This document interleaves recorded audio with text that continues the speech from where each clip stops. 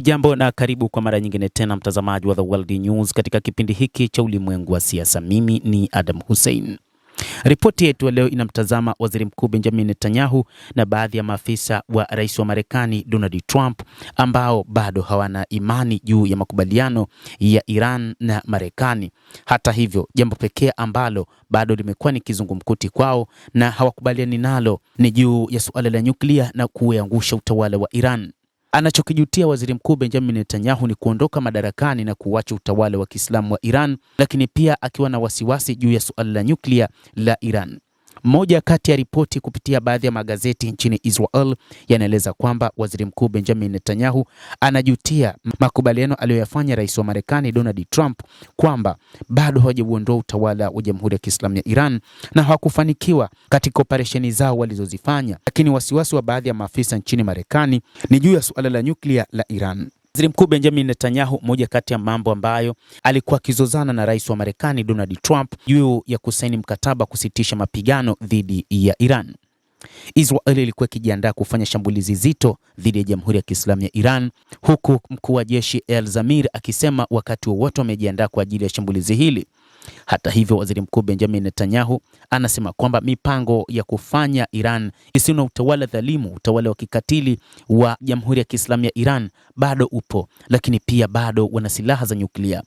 Waziri Mkuu Benjamin Netanyahu kupitia utawala wake wanaamini kwamba Iran huenda ikawa na makombora mawili ya nyuklia na kwamba mpango wao ni kuendelea kutengeneza makombora mengine ya nyuklia. Na hivyo amemkosoa Rais wa Marekani Donald Trump wakati wa mazungumzo yake ya simu kwamba anachokifanya ni jambo ambalo atakuja kulijutia baadaye na kuwaingiza wa Israel katika janga. Lakini Trump alimkosoa Netanyahu akisema Israel inapaswa kushukuru kwa diplomasia ya makubaliano na Iran. Rais wa Marekani Bwana Donald Trump amemkosoa Waziri Mkuu wa Israel Bwana Netanyahu akisema anapaswa kuthamini juhudi za kidiplomasia za utawala zilizosaidia kupata makubaliano na Iran, huku wachambuzi wa mambo wakisema kwamba mpango wa Trump wa kukubali kusitisha mapigano ulikuwa ni mpango wa kunusuru uchumi wa ulimwengu ambao kimsingi Marekani yenyewe ilikuwa ikiyumba, na kwamba huenda katika siku zijazo hali ya uchumi wa dunia ingeyumba zaidi na zaidi kutokana na Iran kutofungua mlango wa bahari wa Hormuz. Na ndio maana katika chapisho lake kupitia ukurasa wa Truth Social, moja kati ya jambo ambalo alizungumza ni kwamba mlango wa bahari wa Hormuz uko huru na meli za mafuta zitaanza kutiririka.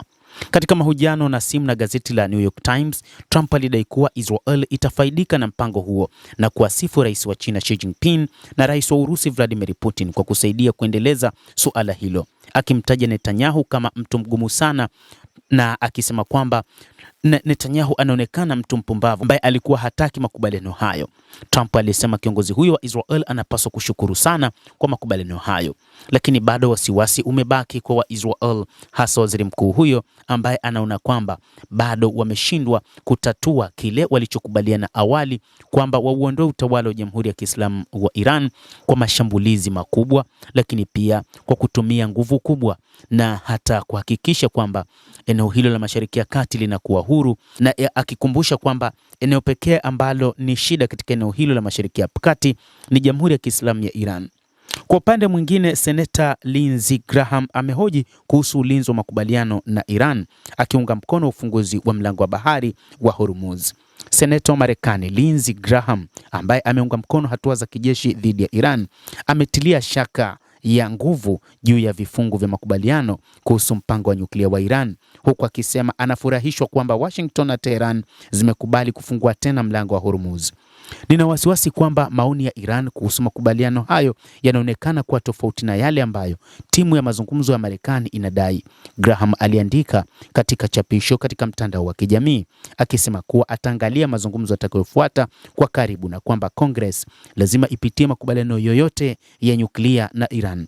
Hongera kwa wote kwa kufikia makubaliano hayo na hatua hii, alisema, akiongeza kwamba muda utasema. Mtazamaji wa The World News, hayo ndio tulikuwa nayo. Ni kile ambacho kinaonekana ni wasiwasi wa Waziri Mkuu Benjamin Netanyahu kwamba Rais wa Marekani Donald Trump amefikia makubaliano ya kumaliza vita na Iran, huku mpango wa kuondoa utawala wa Iran ukiwa umeshindwa, lakini pia namna ya suala la nyuklia likiwa bado limebaki katika kizungumkuti, ambalo linadaiwa kwamba litazungumzwa katika siku 60 baada ya kusitishwa kwa mapigano na kusainiwa kwa mkataba mnamo tarehe 19 mwezi huu wa Juni. Endelea kutufuatilia, usisahau kulike, kucomment, kadhalika kusubscribe channel hii upate habari hizi kwa mapana kupitia The World News.